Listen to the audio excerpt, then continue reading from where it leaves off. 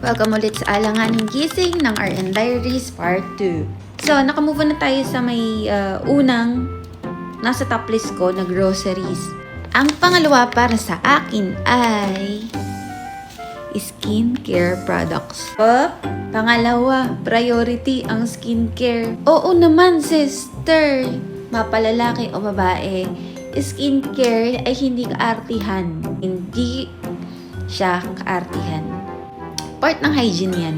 Kung ikaw ay may sensitive na balat, medyo parang kawawa naman ang skin mo, kinemeru. Magbitgit ka ng mga pang skincare mo na naaakma at hiyang ka kasi hindi mo alam kung ano ang formulation ng mga mabibili mong skincare products dun sa bansa na pupuntahan mo. Swerte mo kung meron tong mga easy access yung mga products na ginagamit mo. Dito, katulad dito sa Riyadh, naging madali naman sa akin na ma-restock ko yung mga pang skincare ko kasi madali nang makabili ng mga Korean skincare products dito.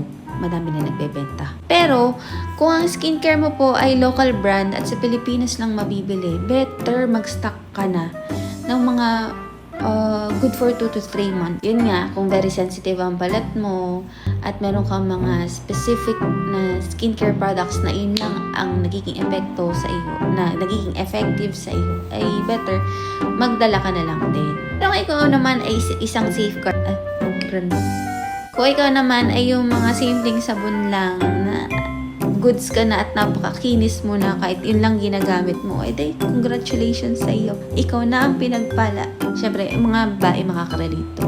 Kung lalaki ka at ino-okray mo ko dyan sa skincare na yan, skip mo nila video ko. Basta, yun eh. List ko to eh. List mo ba to? Nang away siya. Summarize ko lang yung pangalawa sa top list ko na skincare products.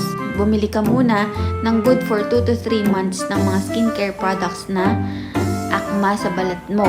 Pagkatapos, habang nakapag-a-adjust ka na dun sa lugar, bumili ka na lang ng halos same formulation nung ginagamit mo para hindi na ikaw hirap maghanap ng mga stocks o mag-restock nung mga skincare products na kailangan mo. Kasi for sure naman may makikita at makikita ka. Iyon yung top 2 para sa akin. Pangatlo, ito napaka-importante nito at ang ating mga titos at titas, alam kong hindi na nawawala to sa kanilang mga listahan at sa mga binibit-bit nila papunta dun sa bansa na yun. Ang mga maintenance meds, mga sister. At kung kailaran ka na, kailangan mo ito. Hindi mo naman necessarily maintenance meds. Siyempre, kung may special needs ka at itong mga gamot na to ay alam mo namang kakailanganan mo na hindi ka dapat mawalan ng supply. Better mag-stock ka na din ng good for 2 to 3 months. At ang mga gamot naman ay madali naman din siyang may iba-iba naman ding brand ang gamot. Kaya I am very sure na makakakita ka din ng kung anong brand ang magiging akma sa iyo sa bansa na pupuntahan mo. Pero para makatipid ka na din at makasure ka na compliant ka sa gamot mo, eh di magbitbit ka na ng maintenance meds mo.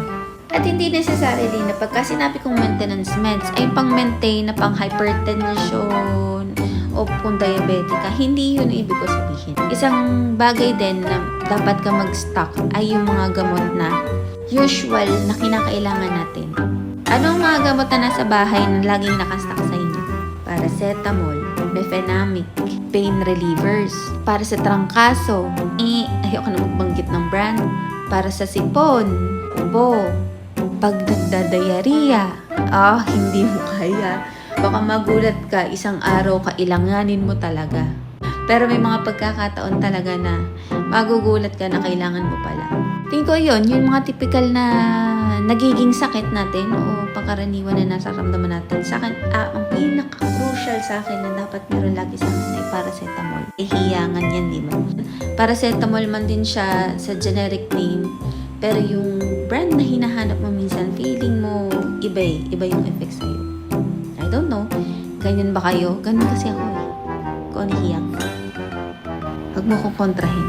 Katawan ko to. So, yun yung pangatlo. Ang pang-apat, hindi mo talaga. You cannot. Akala mo hindi mo to kailangan. Or, akala mo meron ka. Isama mo to sa checklist mo, promise. Just to share with you. Riyadh, mainit, no? Ang sinag ng araw po ay masakit sa balat. At isa ito sa mga talagang binitbit ko nung nagkaroon ako ng Isa to sa mga talagang shinure ko na meron ako sa maleta ko nung pangalawang balik ko na dito. Payong. Payong talaga na. Oo kasi. Diba nga, based on experience nga, kaya nga. Bukod doon, syempre sa akin naman yan. Kung papunta ka sa Riyadh, magdala ka ng payong, please. Promise. Pasasalamatan mo. Yung iba pa na naiisip ko na maaaring wala dyan sa maleta mo. Tapos pag napanood mo tong video na to, kailangan ko pala no. Maliit na bag. Teka, pakita ko sa akin. Kaya nito. Diba? Hindi mo sure kung hindi mo talaga kailangan. Minsan pagkalabas mo, wala ka palang maliit na bag. Sa malalagay yung mga kailangan mo.